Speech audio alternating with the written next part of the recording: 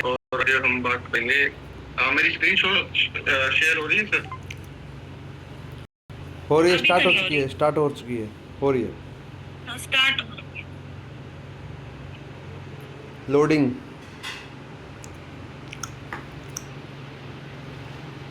आ गई सर। होगी सर, होगी। हड्डियों के 4 अन्य महत्वपूर्ण कार्य।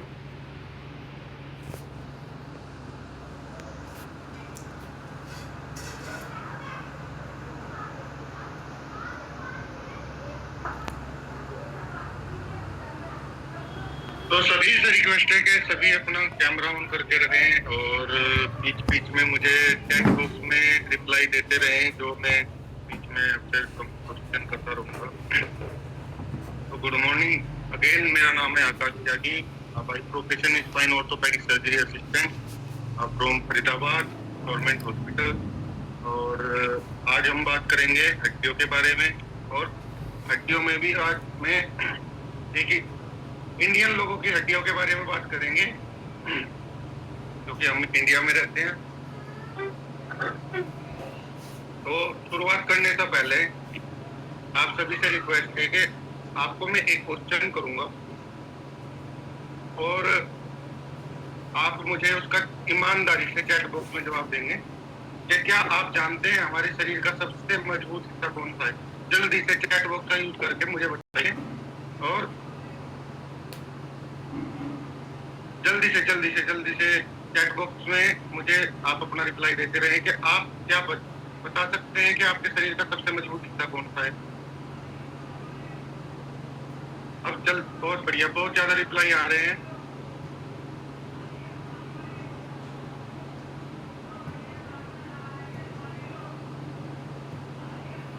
सुमित मैम नो बोल रही है।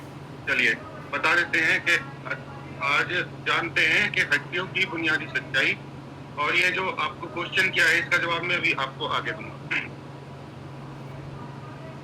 देखिए, भारतीय आबादी में हड्डियों का जो हमारा शरीर का सबसे मजबूत हिस्सा है वो है बोन्स, है ना हमारी। और बोन्स में आजकल भारतीय आबादी में सबसे ज्यादा संकट आ रहा है, और लगभग 50% आबादी जो है वो बोन्स की प्रॉब्लम की शिकायत है। जैसे कमर, घुटने और गर्दन का दर्द, तो ये आम बात हो चुकी है। भारत में हर दूसरा व्यक्ति किसी न किसी बोन की बीमारी से परेशान है। सबसे पहला कारण इसमें विटामिन डी की डेफिशिएंसी, कैल्शियम की भारी कमी की वजह से आज जो बोन्स की जो बीमारी हो रही है उसे बोलते हैं ऑस्टियोपोरोसिस, यानी आपकी हड्डियां कमजोर होती जा रही हैं, एक फोम की तरह छलनी होती जा रही है ना। उस बीमारी को ऑस्टियोपोरोसिस बोलते हैं। और इसमें ये जो संकट, जो ये बीमारी है, ये केवल बुजुर्गों में नहीं, आजकल 25 से 30 साल के युवा के अंदर भी तेजी से फैल रही है। आगे चलते हैं। अब जो हमारी हड्डियां हैं इनके बारे में समझ लेते हैं थोड़ा कि इनका शरीर में रोल क्या है। ये सबसे पहला रोल है, इनके 3 बुनियादी कार्य के बारे में बात करूंगा। तो सबसे पहला बुनियादी कार्य क्या है कि ये आपकी बॉडी को सपोर्ट करती है। आपका जो बॉडी का आधार है हड्डियां हैं। आप देखिए, अगर जो हड्डियां ना हो, अगर जो आपके शरीर के अंदर हड्डियां ना हो, तो शरीर जो हमारा है वो एक जेली की तरह परफॉर्म करेगा। बिल्कुल बिना हड्डी के शरीर ऐसा सुपड़ा सा होगा और जेली की तरह परफॉर्म करेगा। दूसरा, शरीर के जो नाजुक अंग हैं उसे प्रोटेक्शन का काम करती हैं हमारी हड्डियां।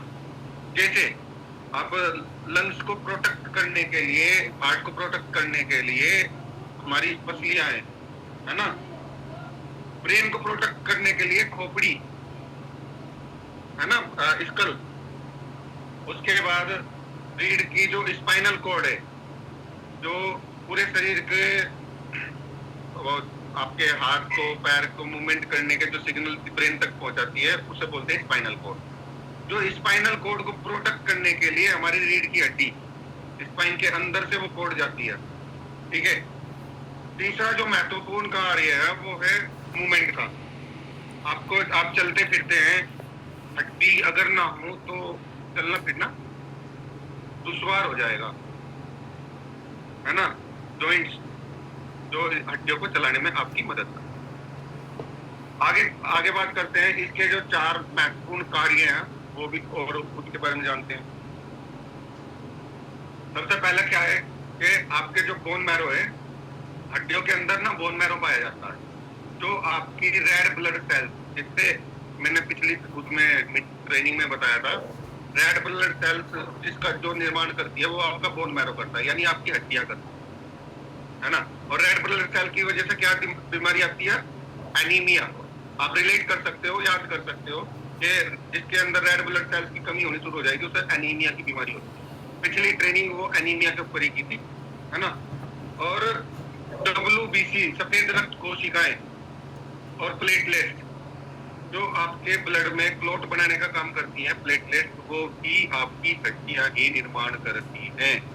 उसके बाद दूसरा जो मेजर कार्य है वो है मिनरल बैलेंस। हड्डियां जो हैं आपके मिनरल्स को कंट्रोल करती हैं, मिनरल्स का स्टोर हाउस है। मिनरल्स क्या हो गए? आपका कैल्शियम हो गया, फास्फोरस हो गया, मैग्नीशियम को सुरक्षित रखने का काम आपकी हड्डियां करती हैं। हड्डियों का तीसरा महत्वपूर्ण कार्य क्या है? वो है हार्मोन बैलेंस। हड्डियों के अंदर ना एक ऑस्टियोकैल्सिन नाम का हार्मोन निर्माण होता है जो आपके ब्लड शुगर को और मेटाबॉलिज्म को नियंत्रित रखता है। चौथा जो महत्वपूर्ण कार्य है वो है आपका पीएच संतुलन। आपकी बॉडी एसिडिक ना हो, उस पीएच को मेंटेन करने का काम भी आपकी बोन्स ही करती है। आपके ब्लड में एसिड बेस को संतुलित करने में, आपके मिनरल्स को रक्त में छोड़ती है, आपकी बोन का भी यही काम है, ठीक है। अब हड्डियों को हमेशा जिंदा रहती हैं और सक्रिय रहती हैं। अब हड्डियों में ना 2 प्रक्रिया होती हैं, एक है ऑस्टियोक्लास्ट और एक है ऑस्टियोब्लास्ट।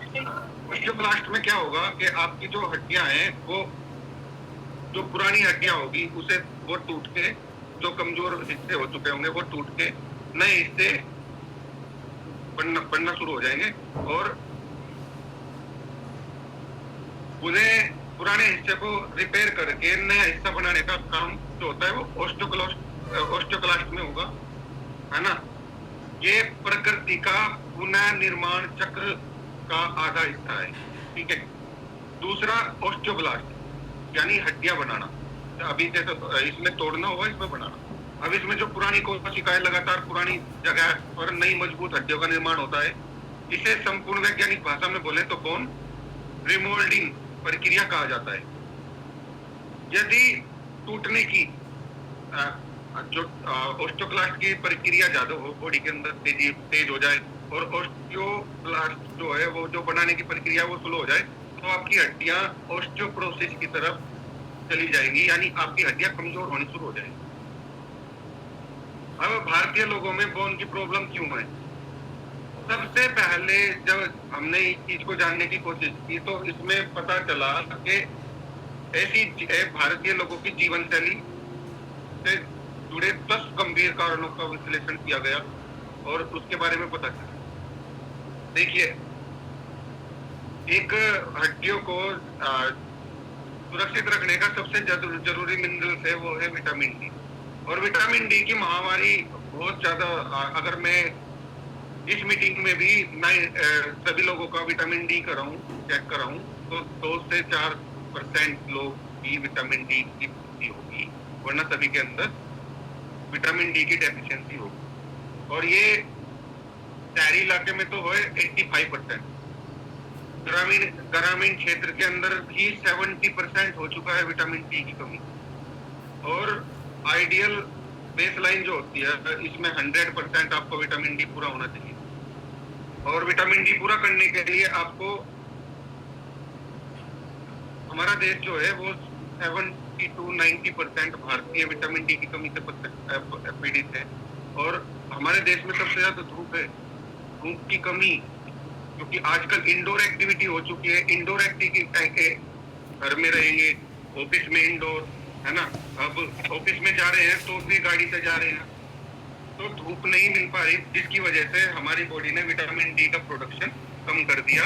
और जब विटामिन डी का प्रोडक्शन कम हो गया बॉडी के अंदर जो धूप से होता है, तो आप तो ये जो विटामिन डी है ये महामारी के रूप में हमारे सामने आ रहा है, ठीक है। आगे बात करेंगे कि कुछ पोषण संबंधी गंभीर कमियां।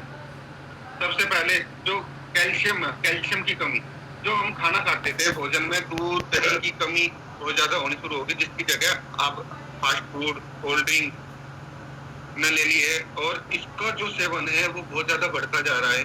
और जो अपनी कोल्ड ड्रिंक फास्ट फूड है, ये इसका क्या काम करती है कि आपकी हड्डियों से ना कैल्शियम को डाइजेस्ट होने के लिए कैल्शियम को बहुत ज्यादा अवशोषित करती है, अपने अंदर सोख लेती है। दूसरा कारण क्या है कि प्रोटीन की अनदेखी। हड्डियां केवल कैल्शियम से नहीं बनती, उसे प्रोटीन भी चाहिए। और हड्डियों का लगभग 50% ढांचा जो है वो जिसे बोन मैट्रिक्स बोलते हैं, वो प्रोटीन से ही तैयार होता है। मैग्नीशियम की कमी, मैग्नीशियम के अभाव के कारण शरीर में लिया गया कैल्शियम की सही जगह हड्डियों में सक्रिय रूप से नहीं पहुंच पाता। यानी जो कैल्शियम हम खाते हैं, और जब आपके बॉडी में उसकी मैग्नीशियम की कमी होगी तो वो कैल्शियम काम नहीं करेगा प्रॉपर रूप से, ठीक है।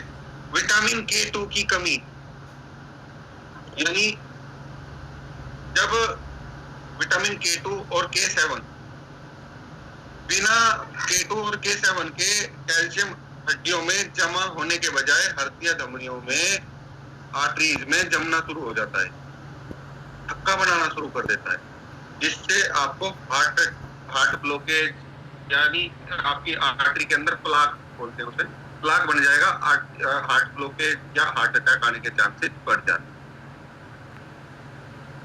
उसके बाद हम लाइफ स्टाइल की बात करें, और जो हमारी आजकल इंडोर एक्टिविटी है, शरीर जो निष्क्रियता,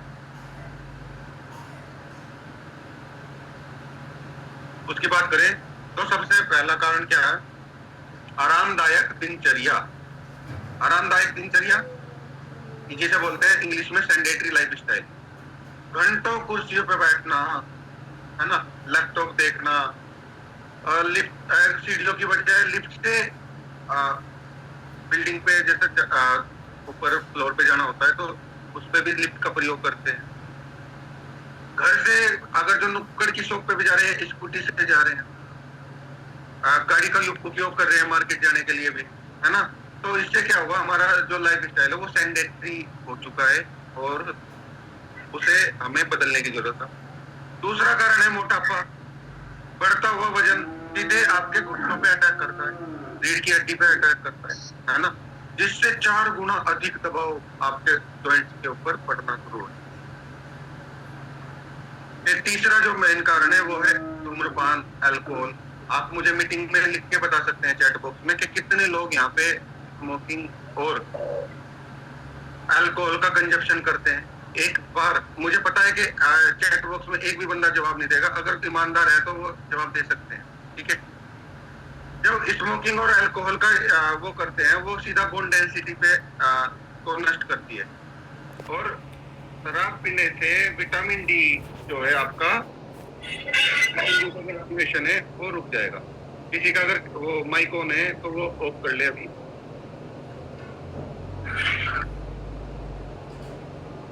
और अब अगर बात करें फीमेल्स के लिए, तो फीमेल्स में क्या दिक्कत आती है बोन्स में, वो आती है हार्मोनल इम्बैलेंस। हार्मोनल इम्बैलेंस में सबसे पहले मोनोपोज, है ना।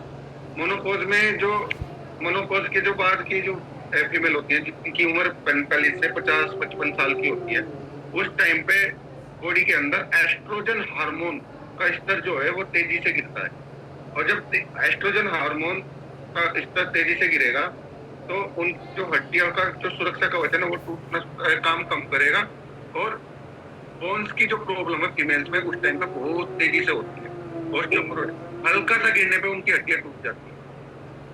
क्योंकि मैं देखता हूँ हमारे पास पेशेंट आते हैं कि सर हमारा बाथरूम में पैर फिसला और वो फ्रैक्चर हो गया। तो ये उस टाइम के 45 से 55 साल की जो फीमेल है उन्हें ये प्रॉब्लम बहुत ज्यादा आती है और उस एज में हम बहुत ज्यादा ऑपरेशन करते हैं। उसके बाद जो बिना गैप के जो युवा फीमेल है जो बिना गैप के वो बार बार कंसीविंग करती हैं, गर्भधारण करती हैं, उस टाइम पे उनकी बॉडी के अंदर बहुत ज्यादा पोषण की कमी आती है, जिससे उनका जो कैल्शियम बैंक है पूरी तरह खाली हो जाता है और उससे उसकी कमर दर्द, जोड़ों में दर्द ये होना शुरू हो जाता है। अब किसे है सबसे ज्यादा खतरा? जोखिम का समय पर आकलन करना ही एकमात्र बचाव। अब इसके खतरा किस किस को है ना? इसका पूरा रिस्क मैट्रिक्स के बारे में बात करेंगे।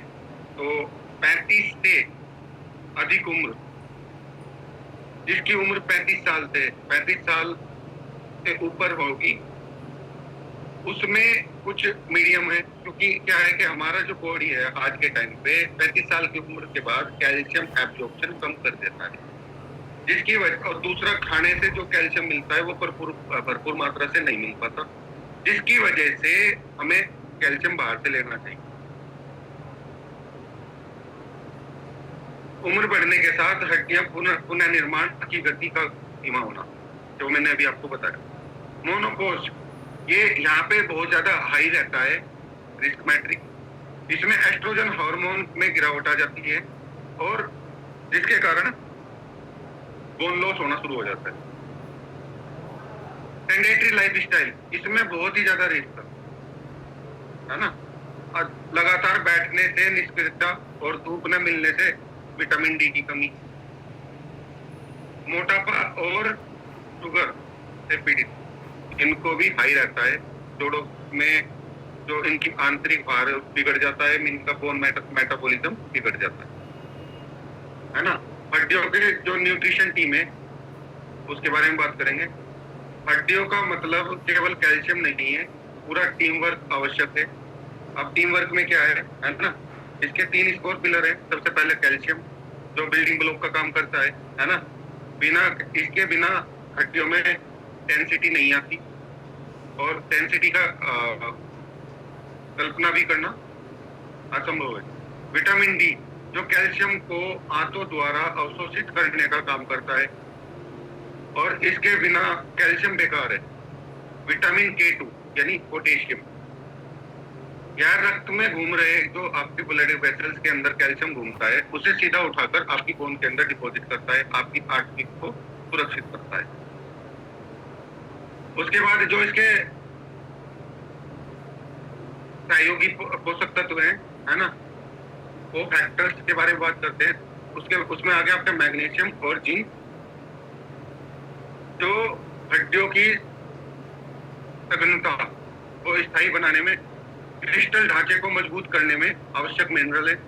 कोलेजन और प्रोटीन फ्रेमवर्क, कोलेजन और प्रोटीन ये हड्डियों में कंक्रीट नहीं है, कोलेजन उन्हें चलाता है, लचीला बनाता है ताकि चोट लगने पे वह झटका झेल सके, है ना। फास्फोरस और बोरोन, शरीर में विटामिन डी और कैल्शियम के अनुकूल उपयोग को सुनिश्चित करने में माइक्रो न्यूट्रिएंट का काम करता है। ओमेगा 3 फैटी एसिड, जोड़ों की सूजन को दूर करने में, कार्टिलेज को खिंचने से बचाता है ना। अब मजबूती के 10 गोल्डन रूल, इसके बारे में बात करते हैं, है ना। सुरक्षित भविष्य के लिए अपनी आदतों में आज ही बदलाव करें। सबसे पहला जो ये है 5 गोल्डन रूल आपकी लाइफस्टाइल के लिए 1 से 5 तक। तो सूर्य की किरणें और व्यायाम, सुबह रोज 20 मिनट की धूप लेनी है, 30 से 45 मिनट आपको एक्टिव वॉक करनी है। एक्टिव वॉक जो हम कम से कम 30 से 45 मिनट का साइकिल होता है, इसे पूरा करना है, तेजी से चलना है ना। घर के अंदर रेजिडेंट एक्सरसाइज, घर के अंदर आपको हफ्ते में 2 से 3 दिन हल्के वजन या स्ट्रेंथ की ट्रेनिंग करनी है। दूसरा, स्वस्थ बोन डाइट, कैल्शियम युक्त आहार लेना है, दूध, दही, पनीर, रागी, तिल, काला चना और हरी सब्जियां भरपूर मात्रा में लें। प्रोटीन का सेवन करना है, हड्डी के आधे हिस्से बोन मैट्रिक्स को स्वस्थ रखने के लिए पर्याप्त प्रोटीन प्रतिदिन आपको अपनी बोन वजन के हिसाब से प्रोटीन को लेना जरूरी है। है ना। अब 6 से 10 जो आपके गोल्डन नियम है उसकी बात करेंगे। इसमें परहेज, विटामिन डी की नियमित जांच करानी है। साल में कम से कम एक बार ब्लड टेस्ट जरूर कराएं। विटामिन डी का स्तर की निगरानी आपको रखनी है। और मुझे चैट बॉक्स में लिख के बताएं कि कितने लोग इस ट्रेनिंग के बाद अपने विटामिन डी की जांच कराएंगे। जल्दी से रिप्लाई दें। रिफाइंड और चीनी से दूर रहें। कोल्ड ड्रिंक का बिल्कुल त्याग करें, है ना। वैष्णव पर रोक और वजन संतुलन। धूम्रपान पूरी तरह बंद करें और अपना वजन संतुलित रखें ताकि घुटने घिसने से बचें, है ना। क्या आपकी नींव मजबूत है? क्या आपने साल भर में विटामिन डी की जांच कराई? जिसने भी अपनी विटामिन डी की जांच कराई वो एक बार मुझे चैट बॉक्स में लिख के बताएं। जो लोग 20 मिनट की धूप लेते हैं वो भी अपना कमेंट बॉक्स का यूज करके मुझे यस लिख के बताएं, है ना। पर्याप्त कैल्शियम और प्रोटीन की डाइट पूरी ले रहे हैं। वेट बेयरिंग एक्सरसाइज कितने लोग कर रहे हैं वो भी मुझे लिख के बताएं। रिप्लाई बहुत आ रहे हैं।